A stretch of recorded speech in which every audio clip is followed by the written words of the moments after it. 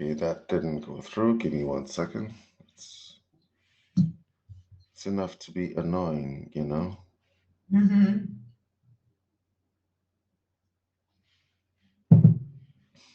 That did. Five, four, three, two, one. Hello, everyone. This is David Ellis again, and I'm here with Patti Lucia for the third time to let you guys participate in a discussion that we're having. Today, we're going to be speaking about moral prejudice, spiritual elitism, hierarchy, and the general snobbishness that runs in the spiritual communities in our wider society. And we're going to be doing it without filter because that's just how we roll. So I'm going to let Patty introduce herself and give you her take, and then we'll start this ball rolling. Well, hi, David. It's always such a pleasure to hang out with you. So, yes, I'm Patti Lucia. I'm a teacher and an author. I have a podcast, Story Bridge with Patti Lucia. And I had the my experience with kind of interfacing with some of the things that you're talking about here came mostly when I owned a cafe. And this was a cafe. It was called Mother Earth, and the logo actually had the flower of life at the center of it. So, people knew this was going to be kind of there was a little bit of an esoteric kind of feel Hmm. to this place, and so it attracted a lot of spiritual people, all different kinds, and it was also during the time when I was having my own spiritual awakening. So I was like a sponge with books. Like people's spiritual awakening looks different, and mine was just like I wanted to read every possible book out there. So I was doing that while having these day-to-day experiences with these folks who would come in. And so they were, a lot of them were the yoga people and the heavy meditation people, the vegans, I practice this, I practice that. And I found it very interesting to interface with these people, mostly in a cafe, because I got to see up front, and close and personal, basically, some of the contrast between what they were saying, like what they said their spiritual views were and their philosophies were, and how their actual actions were, like how they treated other people. Like, for instance, how they treated my staff, how they treated other people. It's like, there was, I found it kind of interesting. So it was really quite an interesting time for me in terms of my own awakening, my own gathering of my own knowledge through both what I was reading, who I was meeting, and what I was observing. So, lots of stories, lots of things to share. So I'm glad we're talking about it. Oh no, we're going to deep dive into the subject area, and it's going to be uncomfortable. And I'm going to say annoyance warning, annoyance warning. Some of you are going to watch this and be horrified, and y'all are going to have opinions. If you have opinions which are counter to our opinions, we are absolutely happy to have Mm. you on the show.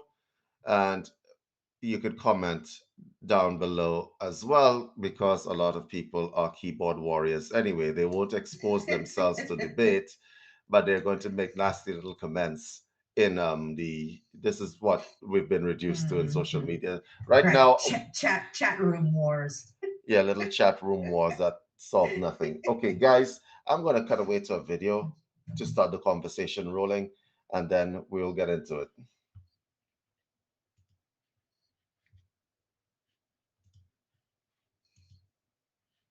Oh, there we go.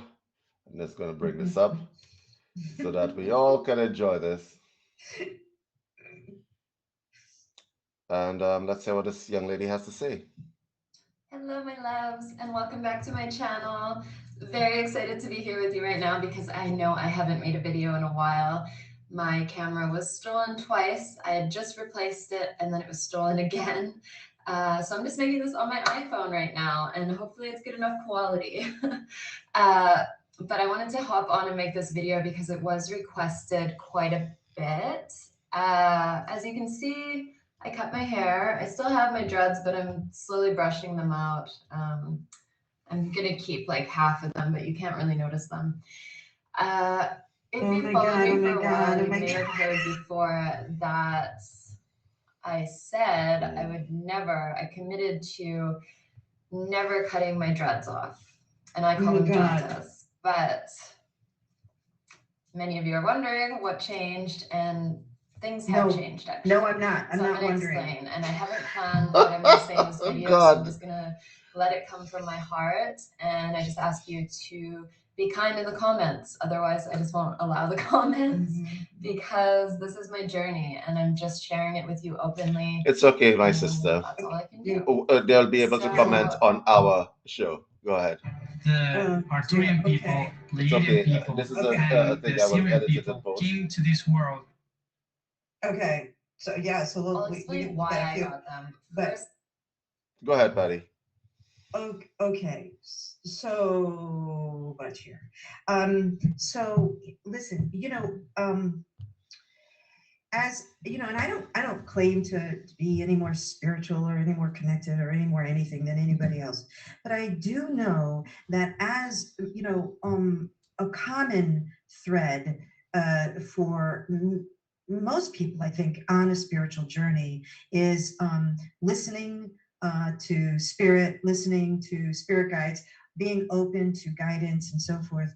And so right out the bat, she's sharing that her camera was stolen, and then it was stolen again, and now she's doing this on her phone. So she's determined to do it. But if that, honestly, if that happened to me, I would be thinking, okay, that what's the message here? Should I take a break from this? Should I, regroup and rethink this? What's the message from universe, from spirit, from my guides?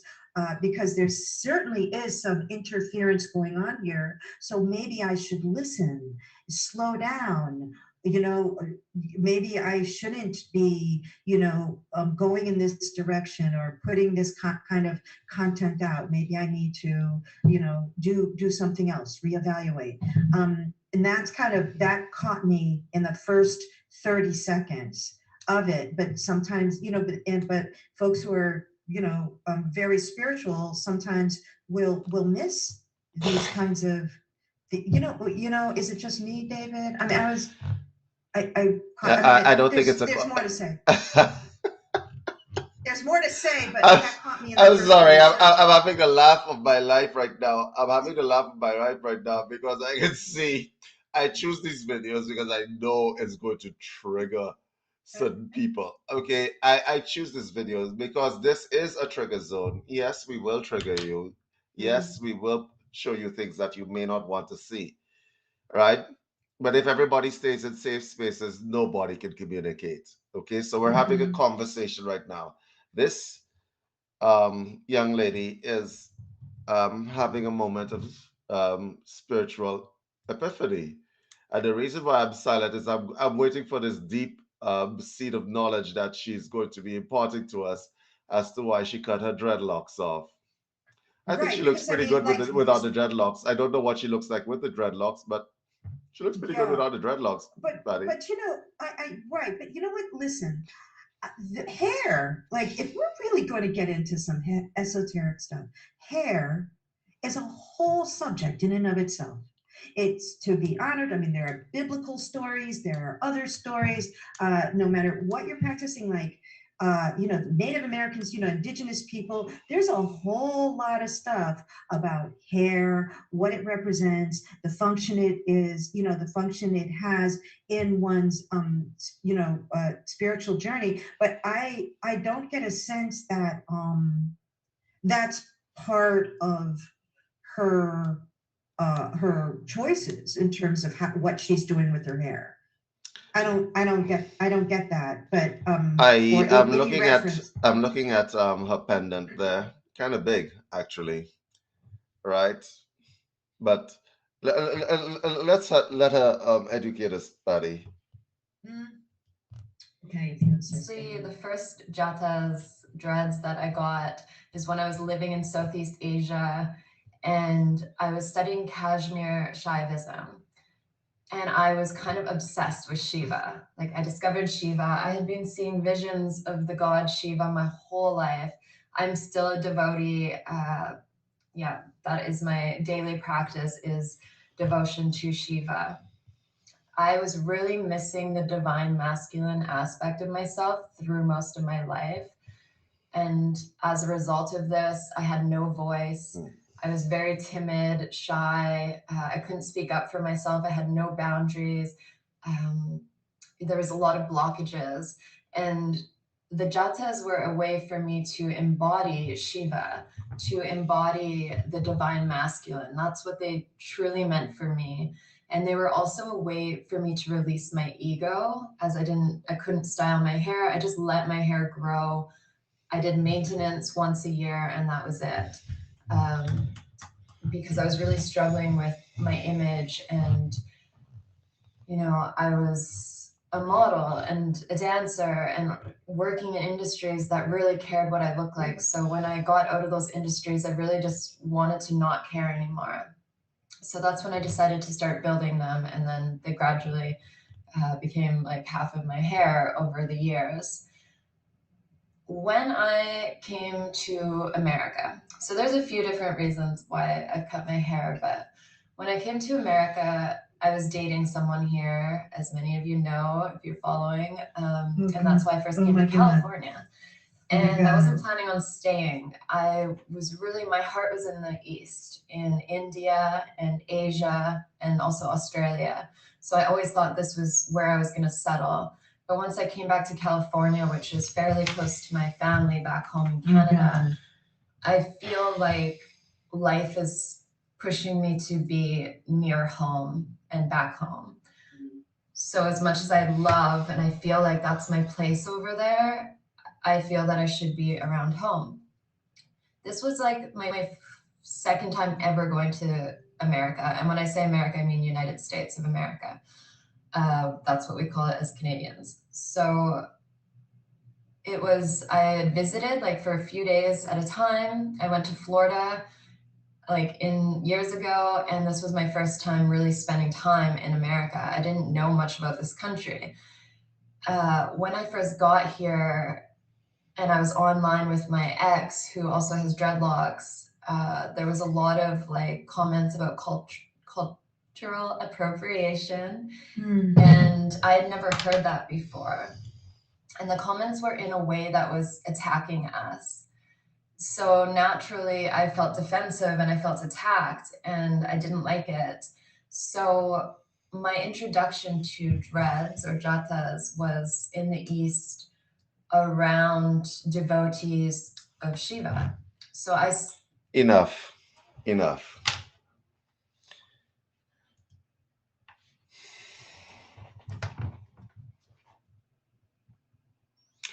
You're gonna, yeah, you Pregnant started. pause. I'm a little speechless.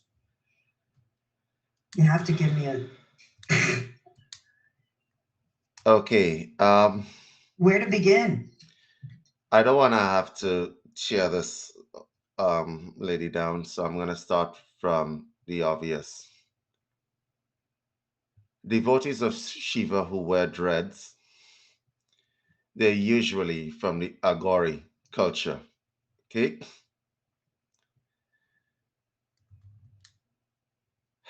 This lady would never be accepted into their ranks. Never. Okay.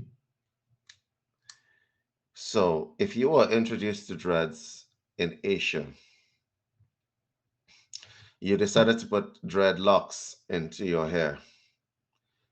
Then you came back to the US or Canada, North America, and people are attacking you because of cultural appropriation. Why do you care?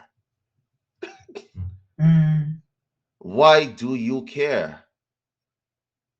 You think the ascetic or the sannyasi who has dreadlocks in his hair, who's walking through the town, whether it be Pune, Bombay, Calcutta, or whatever else, or LA, or LA, gives I'm gonna say it, a shit about who really likes his dreads or not. Lady, you are not detached from this earth. And here's the lesson of Shiva that a lot of people don't get. Everybody has a statue or painting of Shiva somewhere in their Uh-huh. house. I want to break down the symbology for you so that you get it. The snake around his neck is the embracing of the evils of the world and making it his friend. Okay? Trust me when I tell you, Shiva doesn't give a shit whether you like his snake or not. Okay? I don't. And the thing about it is everybody, like in the entire East Indian pantheon, everybody runs up into Shiva because to them, in their mind, he's the symbol of power, right? They're not going Mm-hmm. to be devotees of Lakshmi, right? Mm-hmm. They're not going to be Mm-hmm. devotees of any of the triumvirate, okay? Brahma, Vishnu, right? Brahma and Vishnu, anyone, Mm-hmm. any other one, right? But because Shiva is a symbol of power, he's really the cool god. He's the cool one. Hey, he's even outside of CERN.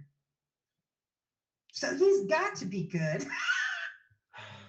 Oh, wow. Wow, that hurt. That one hurt. Because he's the cool god, right? So He's the cool Lakshmi, one. poor goddess of light, yeah, with your little candles Nah. and your little diyas and so on. We're not emulating you. We're Mm-mm. gonna we're about Shiva. He is also the destroyer. Brahma is the creator. Vishnu, the preserver. Absolutely. Nobody's Yep. interested in the creation aspect or the preserving aspect. Everybody Mm-mm. runs to the destruction aspect because he's the cool one. He's the one that dances. He's the one that floats Mm-hmm. into the air. He beheads people that wants to diss him. Like these are the kinds of things that people that, and I'm like if you read how many of these people that we see on YouTube or wherever else just picked up a Gita, read it, picked up the Mahabharata, read it, Mm-hmm. right? Picked up any of these texts in which Shiva or any of these gods actually Shrimat, right? Actually featured, read the book. Mm-hmm. They didn't. Okay, so you don't want to read. I get it. Go on YouTube and like Google cartoons, okay? Mm-hmm. To get the backstory before you come on, invent a bunch of stuff in your head, and then decide that you are a devotee of Shiva, okay? Right? Because Mm-hmm. I know we're living in the age of anything goes at any point in time, Yeah. okay? But there has to be some kind of substance, and this kind of stuff leads to spiritual elitism, moral prejudice, and hierarchy. Mm-hmm. So she herself, I will, at this point in time, I have to defend her, was the victim of moral and spiritual prejudice. Cultural appropriation. Hmm, Mm-hmm. I see. I decided to wear some stuff today. On my neck is an Om. I If was there's going to any, ask you about that. on my neck is an Om. If Mm-hmm. there's any East Indian who is triggered by this, I don't care. Mm-hmm. Mm-hmm. On my ringer on my finger right here is a ring with a insignia with a whole bunch of East Indian and Western esotericism on it.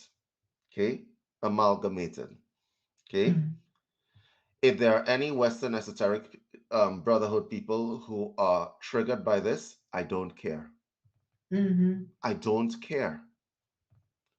Okay, because in order for me to wear these symbols, you can be sure that I had to read a lot of books. I put myself through the training.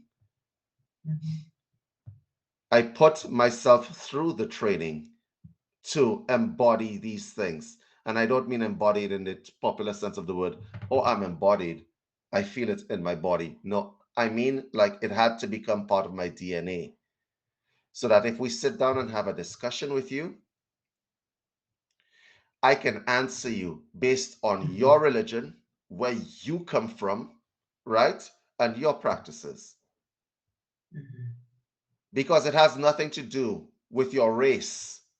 Okay, this lady can absolutely be a devotee of Shiva, but she would absolutely need to do her research and understand the symbology and understand everything else, because there has to be some substance behind you. And I can't stress this enough. There's a bunch of spiritual people out there with no substance behind them. You sit down with them and they parrot a bunch of speaking and talking points, and there is nothing in there in the talking points that has anything to do with what they actually think. They're just parrots. Now, this lady was describing a particular path of yoga, the Gauri. A lot of yogis in East India want to distance themselves from them because they wear dreadlocks. They wear dreadlocks. They do. They smoke marijuana. They eat dead bodies. Some of them do, and they actually practice the debasement of themselves to remove any kind of ego. Okay, she will never go there. Yeah. She will never go there. A lot of East Indian yogis and a lot of yogis in the Western world don't want to recognize that a lot of their practices come from that sect of yoga. And these guys are really devotees of Shiva. They're not halfway, they're all in. Okay? All in to the point in time they let their hair grow, it becomes matted. And if you can eat a dead body or pieces of a dead body, then you know you're all in, right? They hang around funeral pyres and stuff like that. What she is trying to emulate there is the devotion of an agori, right? And I'm going to tell you, there are not too many agoris that walking around with iPhone to do Yeah, you YouTube wouldn't, videos. yeah, you Look, wouldn't think. And the look, thing is like you said, I mean, if she was if she really wanted to be a devotee, or if she had kind of worked as much on her ego as she said she had, then she wouldn't have, like you said, felt kind of crumble as soon as people say, oh, that's cultural appropriation, or that's this or that, or critique her in any way for wearing her dreads. She could use it as an opportunity to share educate, her devotion. correct. But let's talk about spiritual elitism, okay? Okay. So, a lot of you who may be listening to this broadcast have a bunch of ego on board that y'all don't know about. So, and I'm talking to people in society. So, if unless you're from Jamaica, as an example, you can't wear dreadlocks because dreadlocks is a black thing, right? Nonsense. It's a bunch of nonsense. Okay. When I lived in California briefly, I went to a place called Ocean Beach. There were white boys there that knew more about Jamaican culture than I did. I come from the Caribbean. Okay. They knew, and they were very much conscious, and they were very much spiritually aware, and they had dreadlocks in their hair. You think I'm going to begrudge them their dreadlocks? Hell no. Okay, I bet they were mostly surfers. correct. They were, Surfer guys, I mean, they're deep. and they're all in as well. They're all in Yeah. to whatever spiritual practice that they're into. So you have to bring them the respect. I cannot tell you, oh, you culturally appropriating, take the dreadlocks out of here. Like, where does this shit come from? Like, I don't understand people. And then there are East Indians who are saying that the West. Well, I'm going to defend both sides of that story. I want to be balanced. On one end, you don't have the right to tell people what symbols they should wear, right? Because the Om is not a religious symbol, it's a spiritual symbol signifying something. Okay? Right? It's like telling an East Indian you can't wear a cross because you're not from the part of the world that is Judeo Christian. Okay? The cross by itself, right? Whether it's a derivative of an Ankh or the Christian cross, is a spiritual symbol. It represents a principle. And if that person identifies with that principle and embodies that principle, then you have no right whatsoever to tell that individual that they are culturally appropriating anything. Mm-hmm. There are some instances where I can understand cultural appropriation if you're making fun of somebody else's culture, Yeah. like white girls in saris dancing to make fun of Indians. Okay? Not cool. So I understand you could call cultural appropriation there, but when it comes to spiritual symbols and concepts that you have no patent, no copyright, no anything on, you need to back the truck up Mm-hmm. and leave people alone. Okay? You need to back the truck up because what is happening here is that there's this, it's all linked. I said that the spiritual communities and the esoteric communities have been hijacked by political agenda, Yeah. right? Some of them from the left, some of them from the right. It doesn't matter, but the spiritual communities and the esoteric communities were not exempt, and they should have exempted themselves, because I see a lot of spiritual people going down the road of folly with, oh, that's culturally appropriating, including herself. That is Yes. folly. Why Yeah. would you accept that your somebody telling you that your dreads are cultural appropriation? That's none of their business. Well, how you wear your hair. That's right. And I have a couple of thoughts on that. Because I'm a foodie, right? I owned a cafe and whatever. Can you imagine if we applied cultural appropriation in the world of food? Why are you eating Chinese food? That's cultural appropriation. Oh God damn. Why are you eating Italian? That? That's cultural appropriation. Why are you eating that? You're not Italian. You're not Chinese. You're not Jamaican. Get that Jamaican pie out of your mouth. You shouldn't be eating that. That's cultural appropriation. Can you imagine? But No, they wouldn't do that. No, they wouldn't do that. But you see, I think food is kind of one of those. Food is, we don't do that with food. And thus, food becomes a bridge because we are able to learn, and we build that bridge through taste and through food. And you can go into an Ethiopian restaurant not knowing anything about Ethiopia and come out with a deeper appreciation for the culture. And that food and music. It's food and music. Food and music. So you don't say, "Oh, you're white. Why are you dancing to that reggae?" Take that off. That's cultural appropriation. And so I think like there are areas in our lives where, thank God, that's not applied. And in those areas, you will see that the wide range of things that people do try and do put on and do, experience are serve as bridges to those cultures. I also wanted to say that I think, like, I believe in multiple lifetimes. And I think that sometimes when we come into a life, there are things that resonate so deeply from other cultures, and we don't really have an explanation, but there's something about that culture that just rings so true for us. And I do think that may be connected to past lives in different parts of the world, because I think we've lived in different parts of the world, and maybe these kinds of yearnings that we have, these kinds of attractions that we have to things and other cultures in other parts of the world, maybe our own soul or our own spirit, with having those, some beautiful memories, who knows, from those places. I think that food often is like that. Spices, because they're from around the world. There are certain spices you're like, oh my God, I can't get enough of this spice.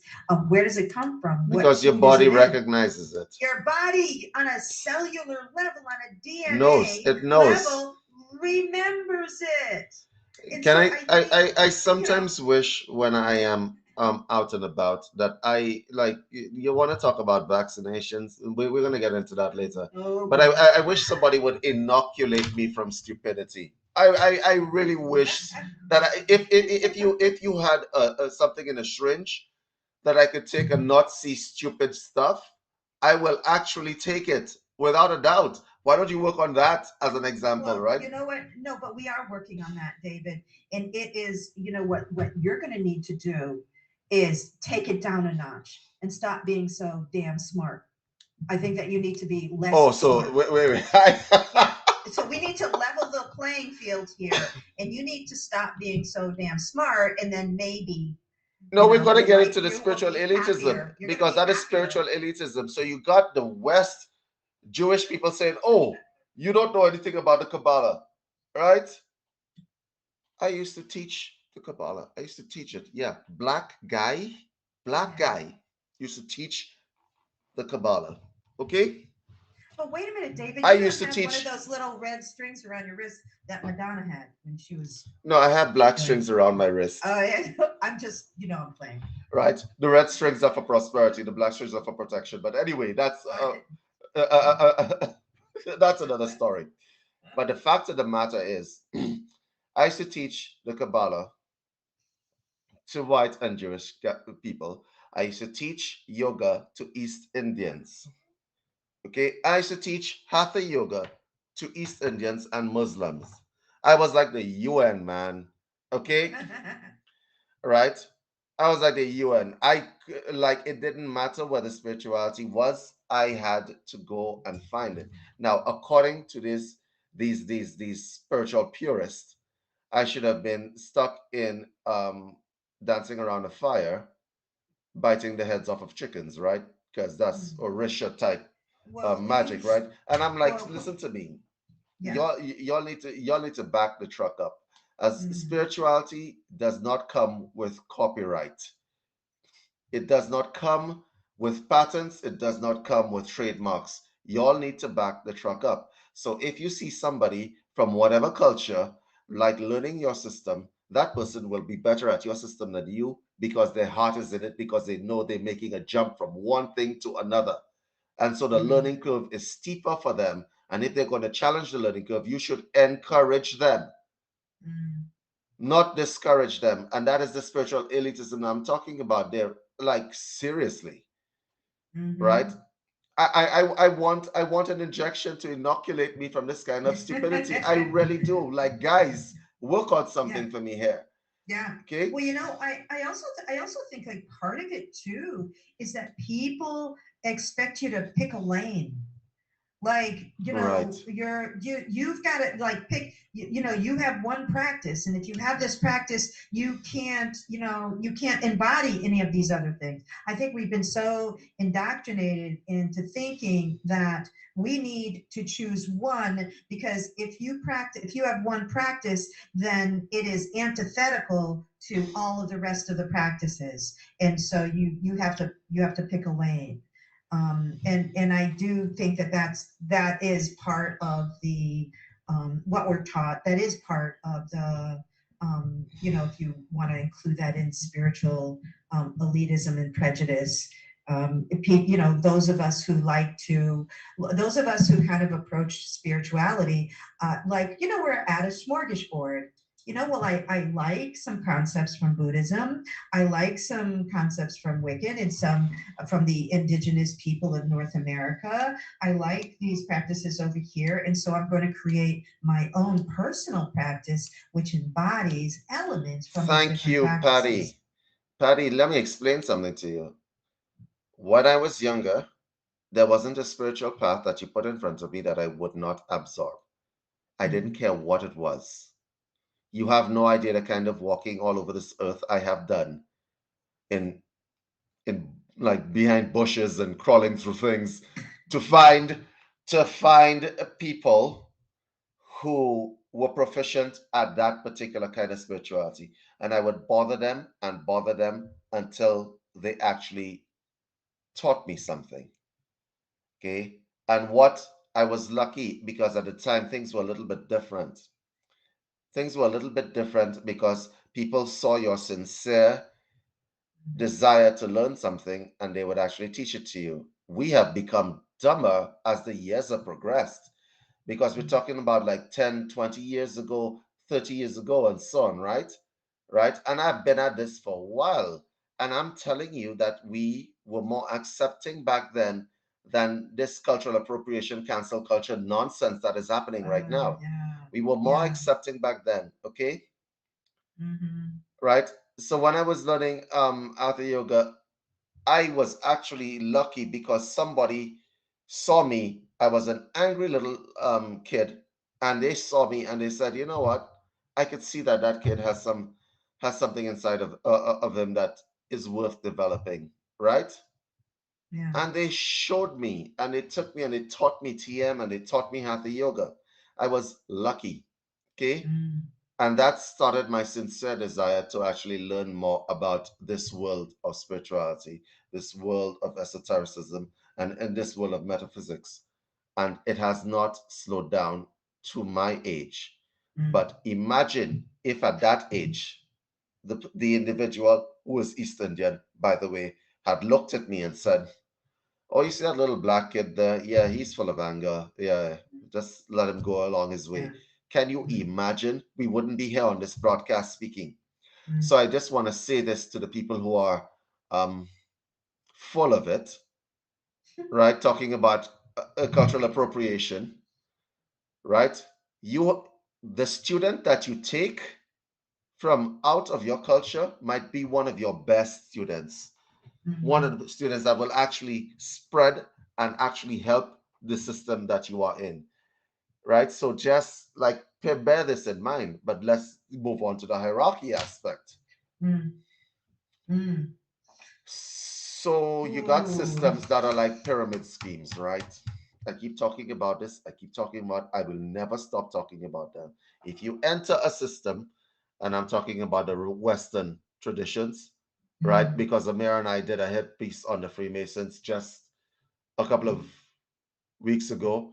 Mm. And once again, this is David Yeah. saying, I don't Looking forward care to how that. you feel about this. Yeah. Yeah, like somebody needs to actually speak. You got systems of pyramid schemes, really. You come in at the bottom and you generally graduate higher and higher and higher. Okay, they call them mystery schools. I understand that in school that you have to go through different grades and so on. Mhm. But then you have a situation where you have an old guard of people who are keeping everything stagnant because they don't want people underneath them to rise up and be more accepting. And so they lock knowledge off from people on purpose. A very good point was made by Amir Jahangiri, where it said that if Hippocrates, who was a metaphysician, I keep saying this, Pythagoras, a metaphysician, Einstein, metaphysician, okay, you don't know these names. Hippocrates, father of modern medicine, right? It started with Hippocrates. That's where you take the Hippocratic Oath. Okay? Mm. Pythagoras, you know, geometry, the thing you hated in school. That guy was part of a mystery school. So was Hippocrates. Imagine if they said, those underlings here, we're not going to teach them anything. You know where we would all be right now? Seriously? So you take the Hippocratic Oath as a doctor, hilarious, because we're talking about society as well.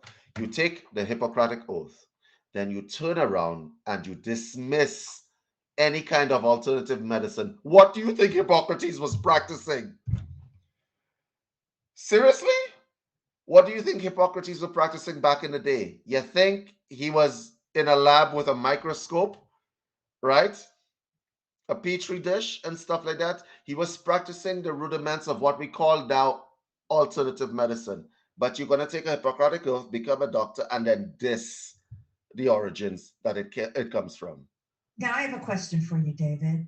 Do you think when it comes to Hippocrates and Pythagoras, Hmm? because they both belong to mystery schools, and they shared, and basically what you're saying is they shared so much, and if they hadn't, we wouldn't have, be where we are today. Hmm? Do you think do you think that there's esoteric knowledge they held back, either one of them? Here's the thing. Pythagoras is credited with creating the concept of metempsychosis, right?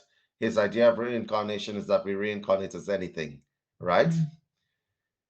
Do you think that is information that they held back? Well, Pythagoras and Hippocrates belong to an order, and as a result of that, the esoteric aspects they did held back. But in according to the traditions of that order, they would have held back everything.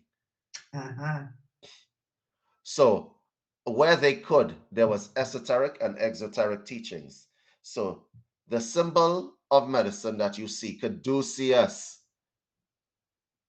I don't know how this goes over people's heads. Even people who do yoga should know. Does anybody know what caduceus looks like? I'm going to I try to cut don't. away Yeah. and show the individuals who are watching this broadcast what caduceus looks like. Oh no, Not no, her. no, no! It doesn't look like her. No. Great eyebrows, though. Is that your take right there? I'm gonna go to Like, those are perfect eyebrows. Okay, but anyway. all right, so this is I'm gonna do a Google search and I'm gonna do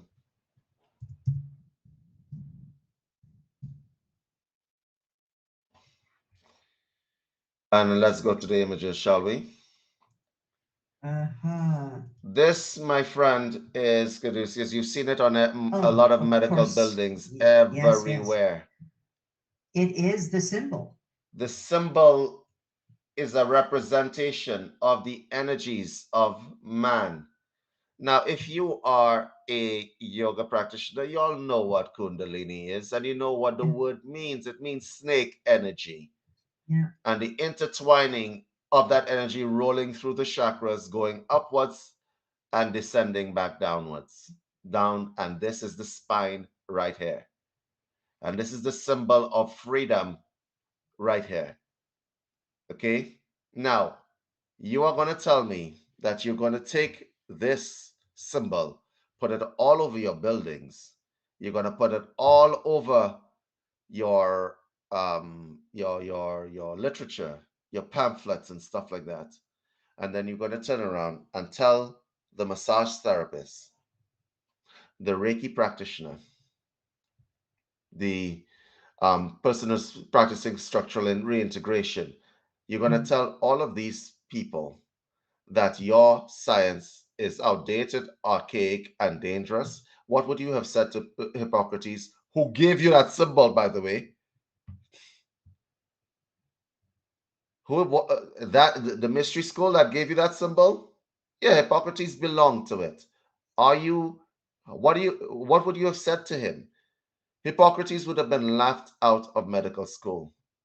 You Mm. guys need to check yourself, and that's one thing. But the other thing is in the mystery schools themselves. You guys are keeping a lot of your members down and they don't know it.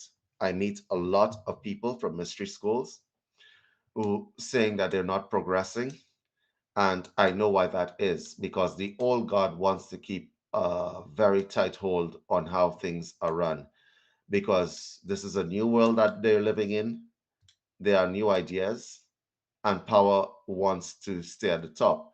So there are a whole bunch of people who are waiting for that old God to die away. And it shouldn't be like this. No. It actually shouldn't be like this. No. The elders, you know, should be, it should be that the elders are looked to for the greatest wisdom. Yes, well, the elders in certain kinds of mystery schools also are having power issues, and It's true. I There's a got it. there's I got into an actual discussion with one of them online. That's part of another broadcast, and I hope you guys watch it. It's with Amir and so on, where I actually showed the text message exchange between myself and that individual, and the text message exchange started with, "Brother, be careful. Remember, always conceal, never reveal. You have taken an oath, right?" And I'm like, that was to you. It was. It Mm. was. And I'm like, mm. First of all, I'm inside that group specifically because I belong to a conjunction group that pulls those orders together, right? Mhm. It's a sort of nexus group, right? So my fealty is to that group. And the reason why that group was created was to make their lives easier. Okay. Mm. So he has no jurisdiction, and he's not my superior, right? Mhm. So I actually don't have to listen to him, and I didn't take any oaths in his order, so he was speaking out of turn. I never have joined any of those groups specifically because I am not taking any kind of oath that restricts my personal freedom to speak whenever I feel the need to do so. Mhm. Okay? And so when it is that I speak to them and I speak to their members who will not speak openly in public, even though I put out a call to action for them to come and speak about their experiences um, in the societies and so on, they won't necessarily come out because people like him will come down on them like a ton of bricks, right? Wow. So This you is have so this you is have secret society trolls. you have secret society trolls, you have secret society gatekeepers, and I'm Wow. like, this is the year 2022. Nobody's burning you at the stake. Nobody's hunting you down. Okay? Nobody's going to persecute you. All the secrecy that you are harboring is pointless. Oh, and by the way, the internet has been invented, Mm. right? So nothing is secret anymore. There is nothing new underneath the sun. So your secrecy is only for your own ego that I know something you don't know. Nonsense. And if I let it get out, you'll be powerful and you'll do wrong things with the knowledge. I'm like, yo, a Google search will unveil all your secrets because people before me have had the idea that this is stupid shit. Okay. And I've already put that stuff out there in different ways. But what happens inside these secret societies that they have leadership teams, and the leadership teams are responsible. They're scrubbers, right? Mhm. They go around and where they can't remove information, you just make sure it's incorrect information. This is some real issues. So they put out their messages and stuff like that. And Mm. I find that practice unnecessary and stupid. Let it be known that David said this, that Mm. I find that practice stupid and unnecessary. There is no point in being in the shadows anymore. There is no Mm. point in it because the world actually needs some of the knowledge that they have. So you become teachers and stop being with this, oh, we have our own little special club. Yeah. That's spiritual hierarchy, and you keep the people down, you keep certain people down, and you let certain people advance. It's a bunch of I and I nonsense, Patty. I know, and I agree. I think that there may have been a time in human history where this knowledge would have been Gotten dangerous. you It would have killed. been yes, it would get you killed, or if people got their hands on this knowledge, it would be like giving a 3-year-old a chainsaw. So yes, it could be dangerous, but I think that our world has changed so much, and now, in many ways, but in particular, I think now there is more and more of a need for more esoteric knowledge. This is way past Genuine due. esoteric knowledge. We have been so deprived of the real story of humans on this The planet. reason What why, real, yep, I mean, like, so much has been held from us, and yet we are starting to see this kind of constructed reality coming down. Religious institutions are also crumbling, and we need esoteric knowledge and new spiritual practices to really see us through a lot of this. So I think there is such a need for this now, be given the state of our world and its institutions and its reality, really. Patty, the reason why we see a lot of YouTube gurus spouting a bunch of stuff that has no place, right? It's because people are stumbling in the dark. That's what's Yes. happening. They're stumbling in the dark. Absolutely. Okay, they're stumbling in the dark and they're trying. I don't blame them. I honestly don't, and I'll explain to you why I don't blame them. Because they're trying. At least they're trying to Yeah. find some semblance of spirituality. So I mean, we played this young lady earlier on, Yeah. and I said, but she at least she is making an effort. Yeah. Right. Yeah. But there are a whole bunch of people who have real spiritual knowledge who would rather die with the spiritual knowledge Mm. than allow it to get out. Mm. And I find that to be irresponsible and kind of it's just selfish and irresponsible. And so we have a whole bunch of false gurus, false Yeah. information. And now we have a situation which is like the Bible, where you have false prophets everywhere, exploiting Absolutely. people, putting the wrong Absolutely. ideas in people's head, destroying people.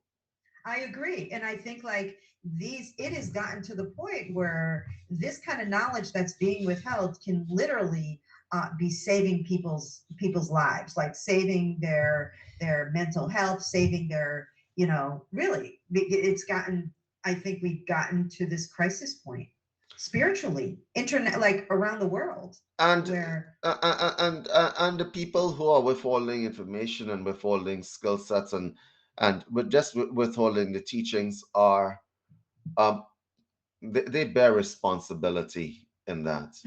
They do. Okay. Right, they do. And I really want to say, for those of you who are out there and y'all are withholding information and y'all are actually suppressing the flow of information to people, I want to say this to you. This world is not getting any better. We know this. Okay, we are at a crisis point, right? We are at a crisis point. I understand the dangers that you think would happen if people get a hold of information and everybody start. But let me explain to you: the old gods are now very much almost dead and dying. Okay, because if the old gods depended on the energy that we gave to them, there's none of that anymore. There is a kind of neo-atheism that is running through everyone nowadays, right? People have no sense of moral responsibility anymore. They don't. If you could get online, even though if you could get online, we made a disclaimer at the end of the beginning of this broadcast. We said you could put your comments below because some of you are room warriors, right? People could get online and say the meanest, nastiest yeah, things, yeah, try to disturb, yeah, and you see this evil running, yeah, right? You see this evil running and you do nothing. yeah. Evil flourishes when good men and women Are fail silent. to act. That's right. And That's you are right. failing to act. A lot of you are failing to act. A lot of you listening to this broadcast are failing to act in your own way. Okay?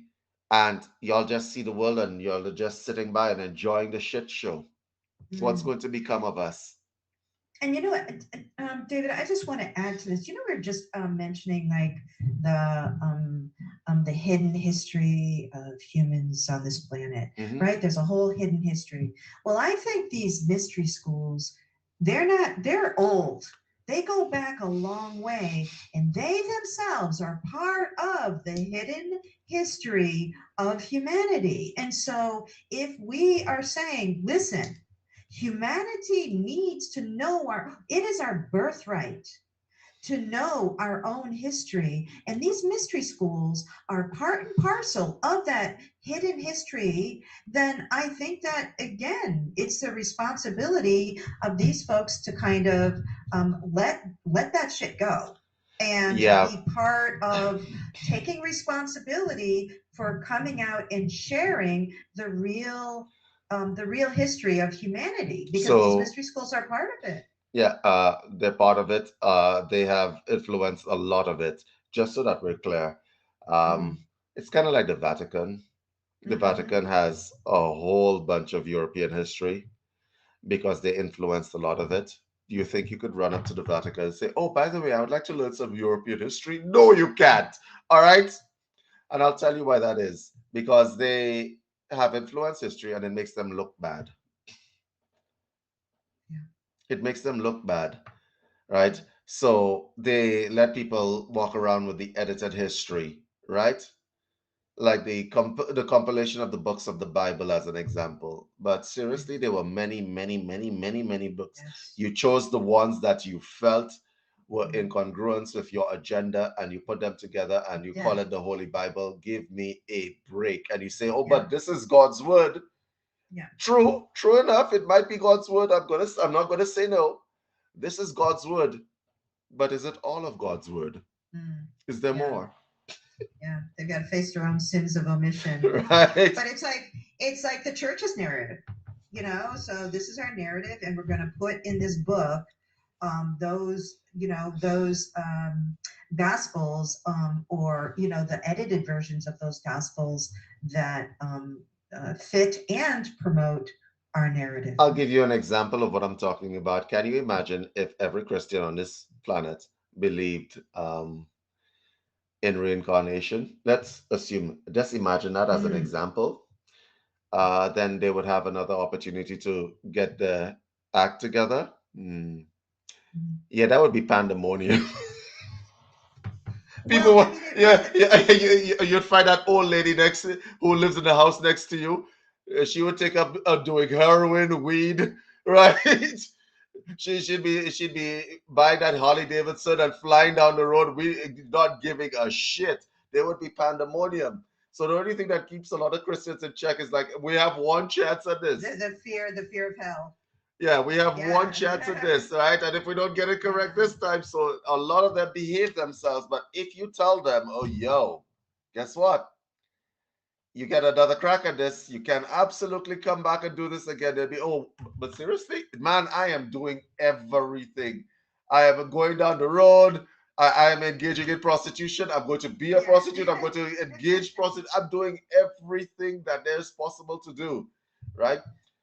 I Uh, think like initially, but then if you look in the East and you look at the cultures that really do embrace reincarnation, they actually live often more upright, moral lives than a lot of Christians in the West yeah, because they don't want to who see. are living with the fear of hell. It doesn't seem to deter. Yeah, but Patty, if you met a lot of idiots in this life, you don't want to see them again. So yeah, I'll do whatever I need to do to get out. Okay, I'll do whatever I need to do to get out.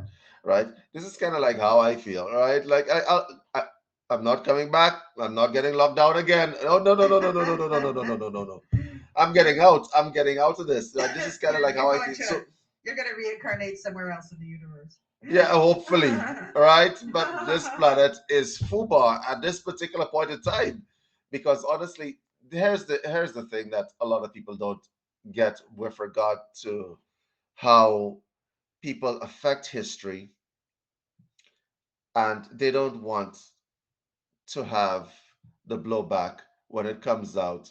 "Oh, remember that crash back in God knows what time? Yeah, we made that happen. But why would you do that?" "Well, it was in our best interest. Sorry. It was a different Yeah, time." So rather than apologize, you just simply don't let the information come out, right? yeah, yeah.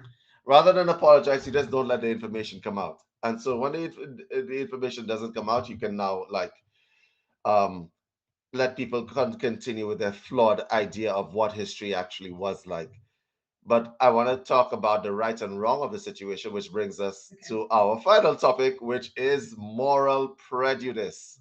Oh, So I'm going to start off by giving you some moral philosophers of our time.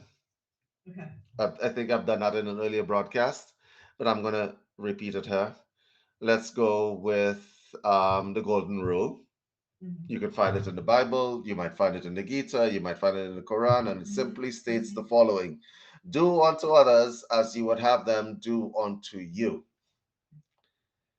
Treat others as you would like to be treated yourself," as an example. Golden rule, right? Right. That is the best rule that you could work by. Okay, theoretically, that's my opinion because it's simple, not very complicated. You don't need to think a lot. Whenever you're about to write that nasty comment below this video, you're going to be thinking, if I did a video, would I want somebody to write a nasty comment below it as well? I probably wouldn't. So probably I shouldn't do it. And that's your moral compass. Simple, right? Nobody knows where the golden rule came from. The Christian says, "Oh, it's in the Bible. Do unto others." No, it didn't come from the Bible. That was Yeah. old stuff, right? Because the Jews live by it as well. Theoretically, they do. A lot of them do. Okay, and Judaism predates Christianity. Just so we're clear. Um, Here's another philosopher for you, John Stuart Mills. John Stuart Mill said, the greatest good, the moral action and the right action is the action that serves the greatest good. And he's not talking about in some figurative sense. The greatest good means the good that will serve the most amount of people, quantitatively, right? And qualitatively to a certain extent, but quantitatively, right? That's John Stuart Mill. And that's a lot of people operate by that construct. And it has led to a lot of problems. So, as an example, I want to elect a leader that is going to ban abortion. Now, it doesn't matter if that leader is scraping the bottom of the moral barrel personally. I will do a little bit of evil because more babies will be born and there will be less death and people killing babies. Okay, so that's how you're thinking, but you're not thinking about the people whose rights it will infringe upon, and that's the women, because as far as you're concerned, they're selfish bitches and they deserve a leader who will stop them from doing this. You're sick in your head. You see, John Stuart Mill's philosophy was supposed to be that if the individual rights conflicted with the public good, then the individual had willingly, on their own, to subjugate their rights to the public good, which is the argument that they're using with the vaccine argument, and they're using it in a flawed sense. But we're going to get into that. And the third philosopher that we're going to use, which is the most complete philosopher in this lineup of philosophers, moral philosopher, is Immanuel Kant, who said that for a right action to be the correct action, it had to fulfill three criteria. Three criteria. The action had to be reversible. That would be your golden rule, which means that if you committed an action, you must respect and understand that that action could be done to you as well. The second criteria, which it had to fulfill, in other words, the action had to be reversible, right? The second criteria, it had to be done in the spirit of freedom. And what that means is that there can be no duress. If you felt pressure while doing it, then it probably wasn't the right action. If the person felt pressure from you doing that action that they're doing, then it can't be moral in the sense. The third criteria was very simple. It had to be universally applied, which means that if it was right in Spain, it was right in Antarctica, in Pluto, right in Andromeda, which is the next galaxy, right? You had to universally apply it. Now, let's talk about our society now. Let's talk about spirituality. So you have a bunch of spiritual people who have ingested the Kool-Aid that they must treat people who have made different choices from them, whether it be the vaccination issue or whatever else, like shit. Okay. But you know that you would not like to be treated like that because of your choices. So I'm going to give you a running example as an example. Some person A is not vaccinated and person B is. Person B says,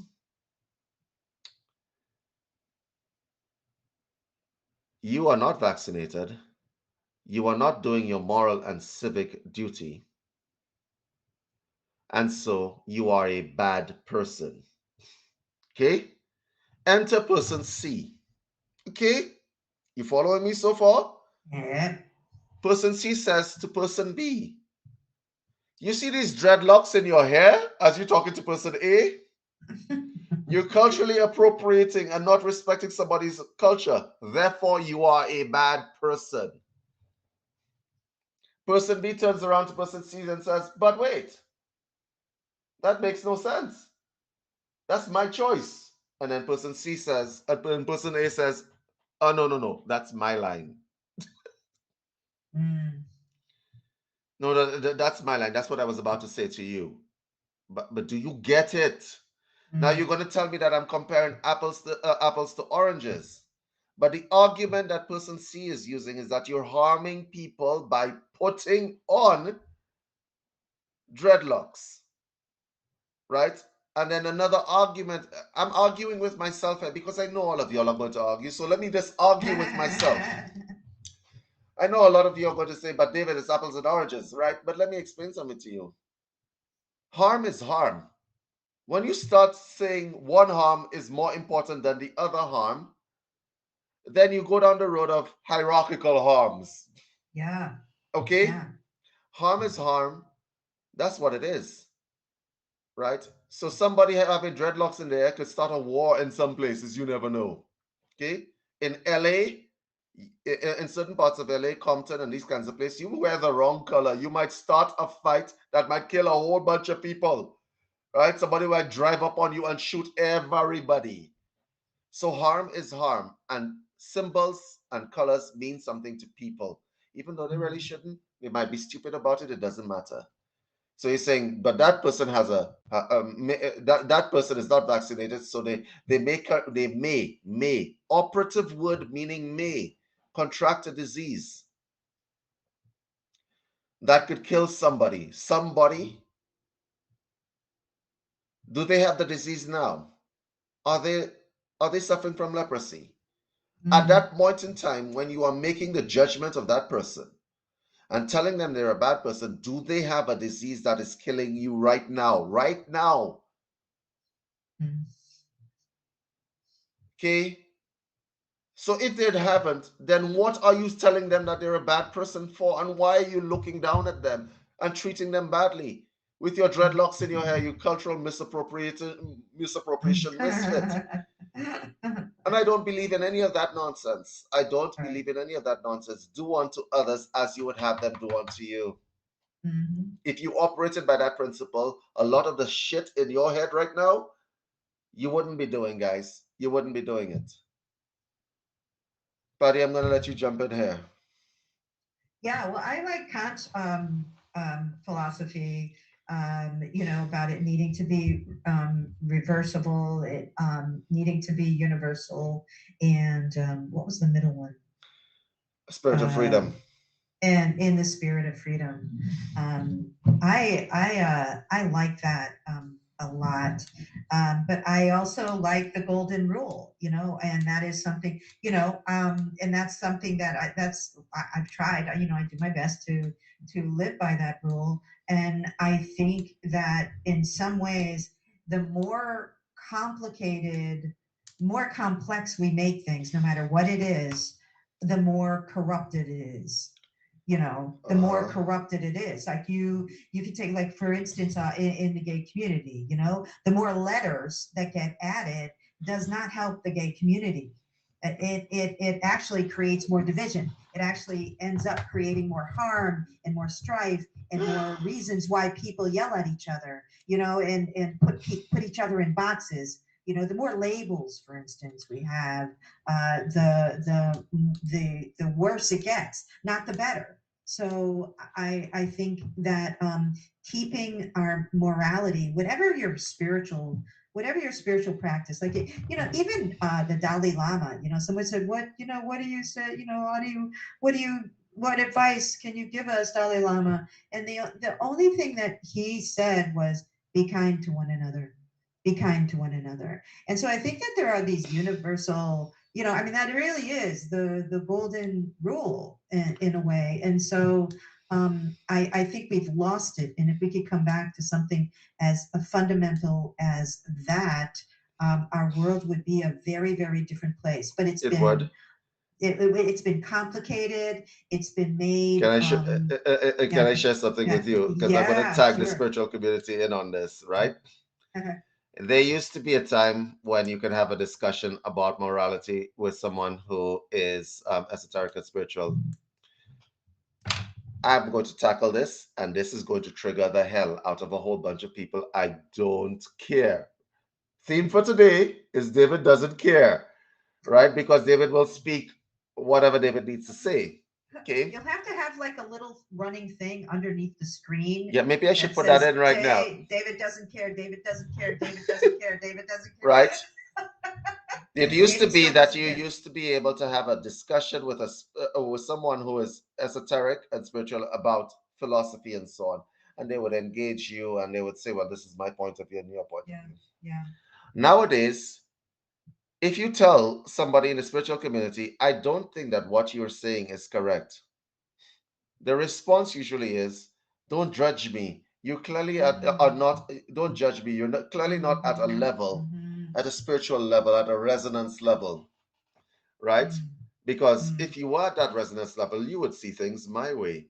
Oh, You're being oh, negative. that You're putting your negative energy on me. that's so annoying. Oh my God. Oh, Patty, Patty. Oh, that's so annoying. Oh, yo, listen to me. That's so annoying. I don't have to listen to your negativity. Yes, because you see, my negativity may have something in it that you don't want to hear. You don't want to hear it. And so the easiest thing is to say, oh, that person isn't spiritually evolved. I'll just take my little bag of incense and go across here where I don't have to hear him. But you don't have to debate, right? If I introduce, if I say, if y'all don't agree with me, find me, info at Mm. universalcitizentv.com, and come and debate me on air. It's not a Uh-huh. problem, right? I But then I have that would be low frequency stuff as well. yeah. I am open to that. I am absolutely I open to this. I have a funny story that goes along with this. So I belong to I've been taking this coursework and and I'm in this group and it's it's all women. What was I thinking? But anyway, all women and the woman actually the woman who leads it is somebody who's done work with Andrew, very very cool woman. But at any rate, we're all on Telegram, so we keep in touch Mhm. between classes. We keep in touch, and this one woman put up, I feel like I want to find out more about Octurians. I want to find out about Octurians. I'm just feeling called to it. Where, who do you think, like, where do you guys have this, whatever, just putting out a call. It's like, I really want to research this, right? And so I responded, well, there are lots of, and they are familiar with Andrew because the teacher knows Andrew and has and likes Andrew. So Andrew has a stamp of approval because the head of the class Uh-huh. is approves of Andrew. I mentioned Teal Swan, right? I mentioned Teal Swan and say, Teal Swan is, someone who is very closely associated with Octurians. You might want to check her out and blah, blah, blah. And then there were like three different women say, Teal Swan doesn't resonate with me. No, she doesn't resonate to me. I have issues with Teal Swan. I was like, whoa, what's going on? And I actually had to say, well, listen, Teal and Andrew have actually worked together before. And this is what Andrew says about her, even though he has issues with how much she focuses on shadow work. He thinks that her shadow work stuff is out of balance, Uh-huh. but he acknowledges her as a woman a rare human who has the capacity to exist, to be present fully on this earth, and also on Arcturus. And not that I claim to know how the heck that happens, but he has acknowledged that she is a very interesting individual in that way, and her perspective is very unique. I have, yeah. Yeah, and it's just kind of, but it's like but so here's a woman who's like, hey, I want to do something, and then these women are just like, no, I don't like to, and they weren't giving reasons. They were just saying she doesn't. And I was thinking about, and this is okay, this is going to sound really silly, but I've taught nutrition and cooking to kids in elementary schools, after school programs, and these are underserved kids and whatever. And we were showing them how to make these snacks that they normally have, but make them in a healthier way. So a lot of times they were going to be trying grilled cheese, but it was going to be on better bread. It was going to be add some vegetables to it, and it might look foreign. And so we have these little rules of class. We're like, try everything. But there was this one rule that stuck out, and it went like this: don't yuck on my yum. And really, it's a rule that says if you just took a bite of your sandwich and you didn't like it, and your friend next to you is about to take a bite, don't go, ew, gross, because they might put their sandwich down and they might have enjoyed it. So you just yucked on their yum. And I think that honestly, that is a rule that can apply in the spiritual community. Don't yuck on her yum. Let her try, let her try. There should be a wide range of things that we try, and let people decide what resonates with them and doesn't. Don't yuck on someone else's yummy spiritual experience. Yo, I don't know. yo, if you know how many times I have been exposed to people who operate like that, okay? Mm, I've been exposed to people who operate like that. They have this kind of idea in their minds that um this doesn't resonate with me, and they're full of opinions, right? yeah. They're full up of opinions, and it's like, okay, that's your opinion, man. That's your opinion, And here's the thing. right? Here's the thing, David. I wanted to say, but I was really holding back, right? Because Yeah, there's the do holding back unto that gets you, you do know. unto others, right? Do unto others, right? Do unto others. I'm Yeah, trying to keep that in mind. yeah, because you Anyway, yeah, because the inner voice, right? The inner voice was saying, you know what? You should try calling into one of Andrew's shows and ask to be roasted, and then get back to me about what resonates with you about Andrew. Honestly, because like I love almost everything that Andrew puts out, not so much the roasting. So I think like but these are just like, oh, I don't like, she okay, she puts so too much into this or that, and I think okay, it's just so kind of this is interesting. this is the thing that a lot of spiritual people seem to have a problem with. They think that you're supposed to be soft spoken. It's kind of like, women should be seen and not heard, kind of nonsense applied in a spiritual sense. And Yes. so what happens is that they say, oh, you're not supposed to be combative, you're not supposed to be debating and stuff like that. They actually think that way. Okay. You should never curse. And yeah, like seriously. Seriously, because you're at a lower spiritual vibration. And I love laughing at these people. One of my, look, one of my favorite moments in my life was I was supposed to be teaching a class some time ago, right? In England, actually. I came a few minutes before the class was supposed to start. This was a class that had hatha yoga elements in it, but it was also a class on philosophy as well. Okay. So I'm sitting in the class. I'm not at the head of the class, and people are filing in, right? And they're all in their Lululemons, and they're all in their Lululemons, and I'm just there. And so they thought I was the guy setting up the equipment, cleaning the studio or something like that. In their wildest imaginations, they would never have thought. They looked at me and they made a judgment in and of that instant. And then they're talking about the subject matter that I'm talking about, and I can tell from overhearing they don't have a clue. So it comes up to the hour that the class is supposed to start, okay? And I'm listening to them, and none of them tried to engage me because what would I know about that subject matter? What would I know about that subject? What would that guy know about that subject matter? He looks like he He lifts weights. Oh, that's dense energy, Yes, dense energy, that's right. He spends too much time in the gym. right? Like that's dense energy, right? That's this dense That's right. energy, right? That's right. I walked out of the room. I walked back into the room and I said, okay, everybody, it's time to start the class. The look on their faces was like, did we just waste our money? Right? And I'm looking at them and I'm like, y'all don't know that in that instant, the thought patterns that are inside your head, the kind of work you have to do to let them go, you don't know how far down the level, the ladder you are, Mm-hmm. because you associate Mm-hmm. spirituality with a particular look and a That's particular right. feel and a particular whatever. You associate it. You associate knowledge with a particular look of certain subject with a particular look. And therefore, you are spiritually elitist. You are morally, right, compromised. And you have a hierarchical construct inside your mind of what a teacher is supposed to look like. Yeah. When I Yeah. taught students of yoga, I taught yoga teachers. I taught yoga teachers. I had a clause in my contract when you came into the school. There are no gurus here.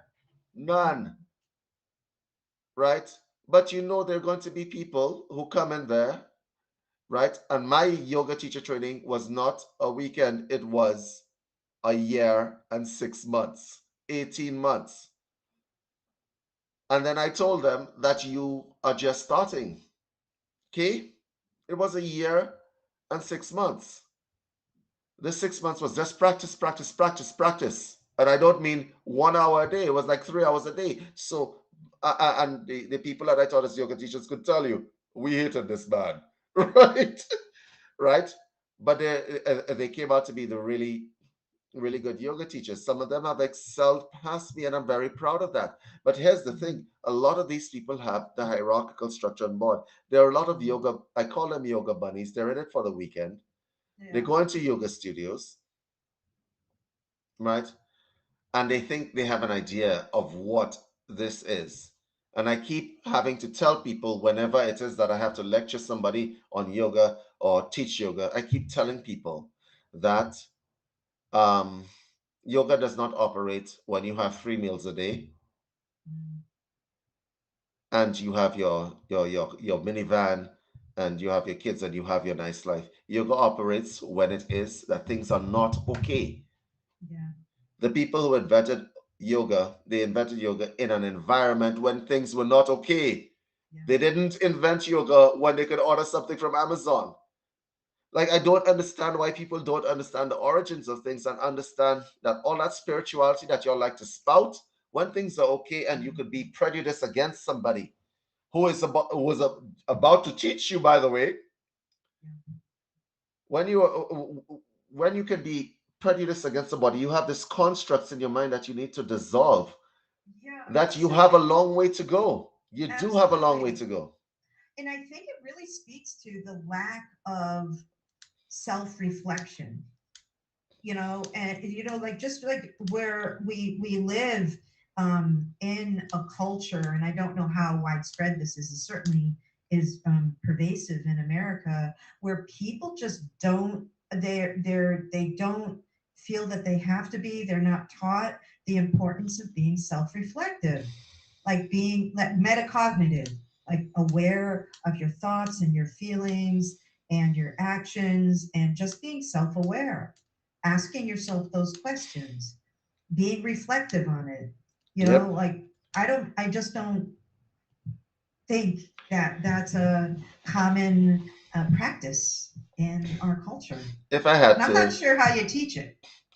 if I had to give advice to the audience today, it would be number one, what you just said, be self-reflective. Stop thinking that things fit into neat little boxes. Okay? Stop Mm. that nonsense.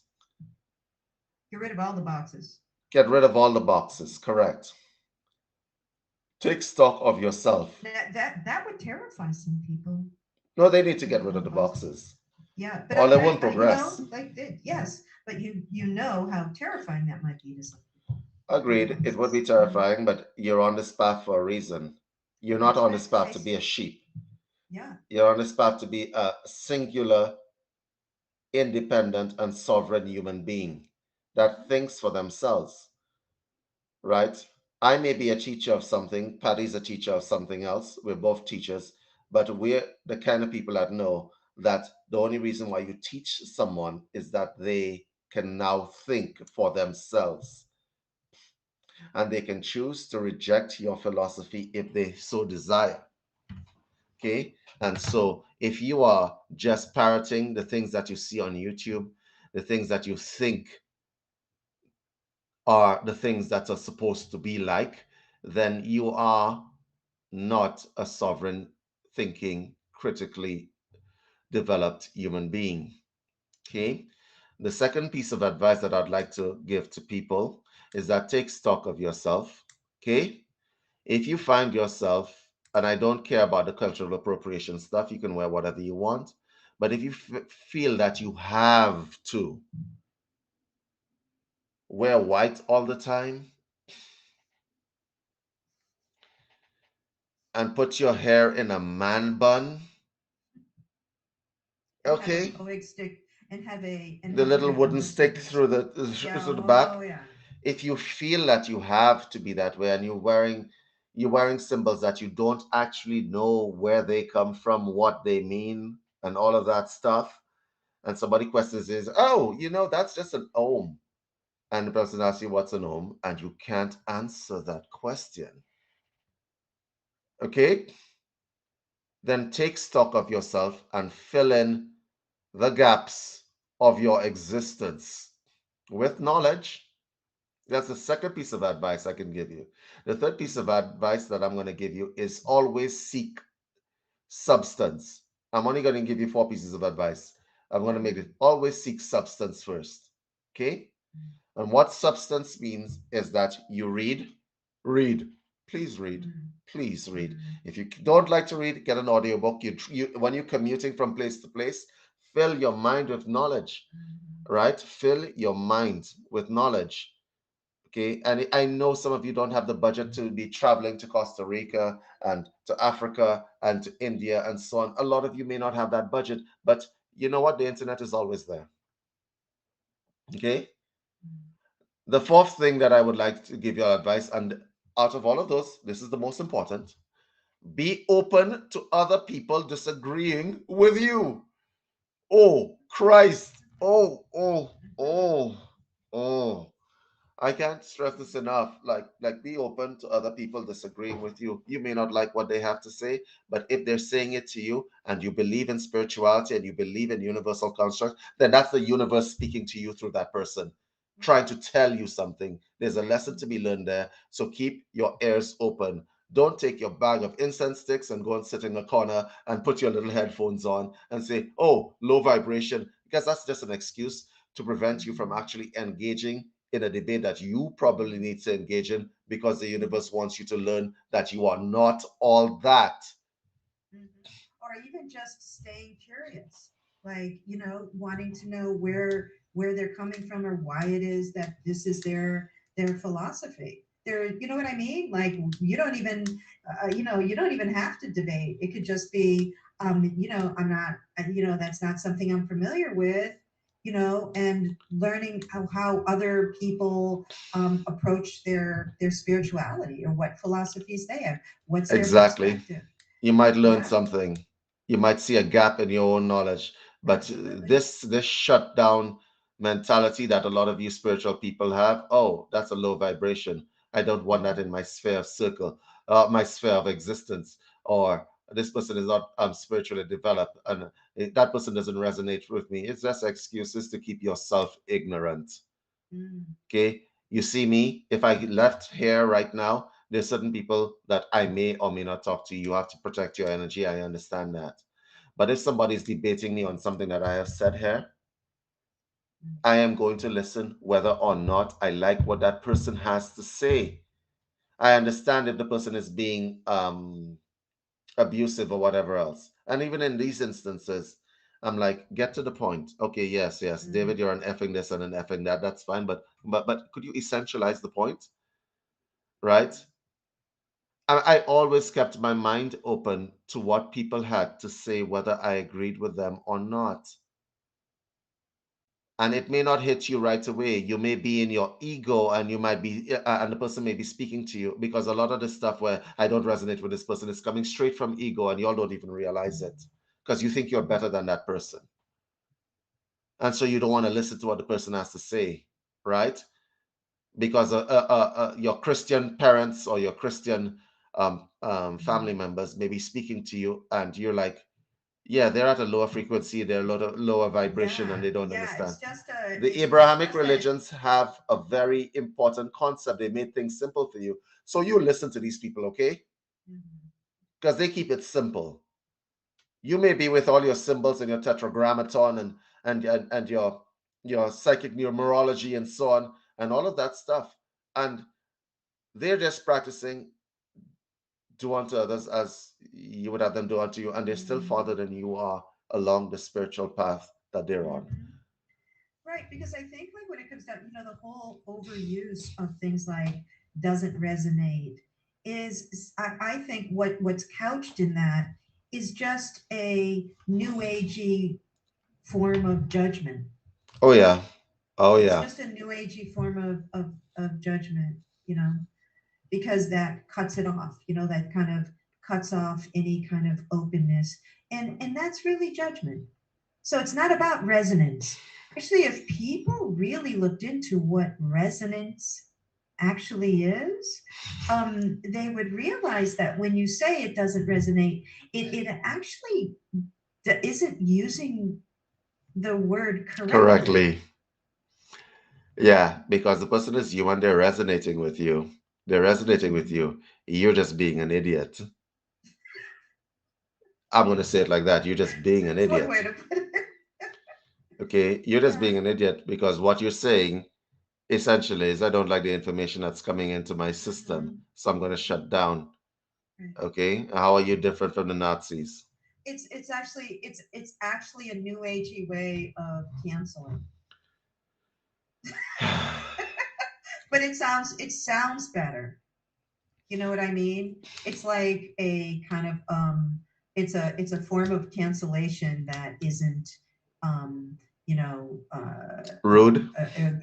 rude, rude. So people don't might not even realize that they were just kids. I submit to you, Patty, that's even more rude because it suggests that I have the moral high ground, and because you're Absolutely, not, and because you're not agreeing with me, therefore absolutely, your energy is of a lower vibration. Listen, and when I absolutely. meet these people, right, the undeveloped part of me wants to strangulate these people. I really do. Like, how are you? We've come to the end of this broadcast, right? I am now in full trigger. And it's not to shut this down, but honestly, guys, if you are subject to this kind of folly and you are practicing this kind of folly where you're shutting people down, you're not resonating with the whatever the person's spirit is not clicking with yours, and you find yourself saying that regularly, then my suggestion to you would be that you join the nearest church. The Yeah, it's church. Go to the interesting that church. yeah, it's I think and this is it keeps coming back to being self-reflective. What are the words we're saying? What language are we using? How do we in subtle and not so subtle ways use language as a weapon? So it's this frothy kind of spiritual language, but is it just as judgmental as the language of organized religion, you know and so I think that it's important for us to be really self-reflective about these things. That's a nice, pretty way of putting that. Yeah. I mean, I would have said you need to check yourself and stop Yeah. being stupid, right? But in any case, but that's only because I'm at a lower spiritual vibration. That's why I said it like that. Okay, guys, we've come to the end of our broadcast.